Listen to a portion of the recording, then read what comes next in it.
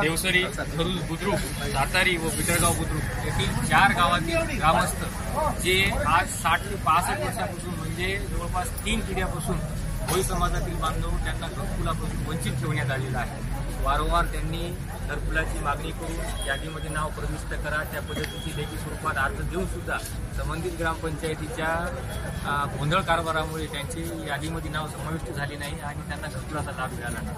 65 वर्ष एका विशिष्ट समाजाला 3 पिढ्यापासून करता घरकुलासाठी डावलत आहेत आणि योजनेचा लाभ मिळत नसेल तर खरंच ही फार दुर्दैवाची बाब आहे। विशेषतः याच्यामध्ये भोई समाज हा आर्थिक आणि सामाजिकदृष्ट्या मागासवर्गीय आहे, एकवटलेला नाही, त्याच्यामुळे तो आपले न्याय अधिकार एकत्र होऊन मागू शकत नाही। त्याच्यामुळे भोई समाजाला एवढ्या दिवसापासून या सर्व लाभापासून वंचित केलेलं आहे। तिथले स्थानिक काही त्यांच्या अडचणी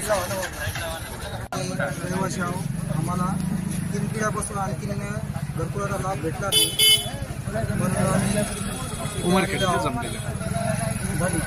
समाजाच्या 65 वर्षापासून वंचित राहिलेल्या घरकुलांना जे यशस्वी राहिले असे चिंचोलकर भाऊ यांनी देवसरीच्या भोई समाजाला जे अन्याय होता ते दूर केला, तरी ते भोई समाजाचे माणसं आहेत।